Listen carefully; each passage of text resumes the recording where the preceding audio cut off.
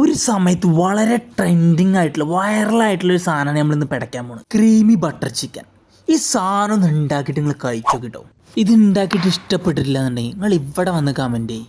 മഞ്ഞപ്പൊടി, മുളക് പൊടി, ഉപ്പ് ഇത് മാത്രം ഇട്ട് ചിക്കൻ ഒരു 1-2 മണിക്കൂർ മാരിനേറ്റ് ചെയ്ത് വെക്കുക. പിന്നെ ഒരു പാന് ചൂടാക്കിയിട്ട് അതിൽ കുറച്ച് ബട്ടർ ഇടുക.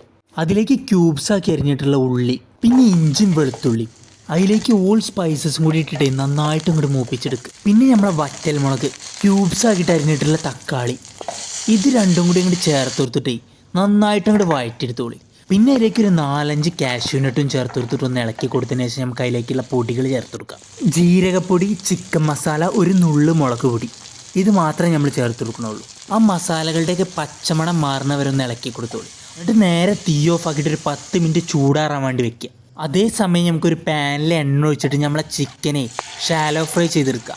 ആ ചിക്കനെ അങ്ങോട്ട് തിരിച്ചും മറച്ചിട്ടിട്ടേ ഓവറായിട്ട് ക്രിസ്പി ആവാത്ത രീതിയിൽ ഫ്രൈ ആക്കി എടുത്തോളൂ. നമ്മളിതിൻ്റെ ഏറ്റവും സെറ്റ് കാര്യങ്ങളെ അത്രയും ഡീറ്റെയിൽഡായിട്ട് പറഞ്ഞിട്ടുണ്ട്. അപ്പോൾ എല്ലാവരും ഇതേപോലെ തന്നെ ട്രൈ ചെയ്യാൻ നോക്കുക.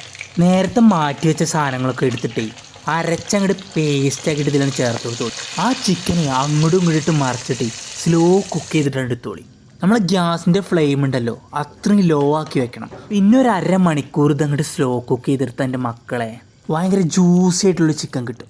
പിന്നെ അതിൻ്റെ മുകളിൽ സ്ലൈസായിട്ട് അരിഞ്ഞിട്ടുള്ള ബട്ടറും കൂടി അങ്ങോട്ട് വെച്ച് കൊടുക്കുക. പിന്നെ നമ്മളെ വീഡിയോസിലൊക്കെ എല്ലാവരും പറയുന്നുണ്ട് ഇത് ഉണ്ടാക്കണമല്ലാത്തതൊക്കെ വായിൽ വെക്കാൻ കൊള്ളുമെന്ന്. ഇതൊന്ന് ട്രൈ ചെയ്ത് നോക്കിയിട്ട് നിങ്ങൾക്കിത് ഇഷ്ടപ്പെട്ടിട്ടില്ല എന്നുണ്ടെങ്കിൽ നിങ്ങൾ ഇവിടെ വന്ന് പറയും. പിന്നെ ഇതേപോലുള്ള അടിപൊളി ഐറ്റംസ് നമ്മളെ ചാനലിൽ ഇനിയും വരും. അപ്പോൾ എല്ലാവരും ചാനലൊന്ന് സബ്സ്ക്രൈബ് ചെയ്ത് വെച്ചോളി. അപ്പോൾ നിങ്ങളെ മാക്സിമം സപ്പോർട്ട് ഉണ്ടെങ്കിൽ മാത്രമേ നമുക്ക് നല്ല പുതിയ വീഡിയോസ് കൊണ്ടുവരാൻ പറ്റുള്ളൂ. അപ്പോൾ എല്ലാവരും സബ്സ്ക്രൈബ് ചെയ്യുക. നമ്മളെ വീഡിയോസൊക്കെ എല്ലാവരും കാണാൻ നോക്കുക.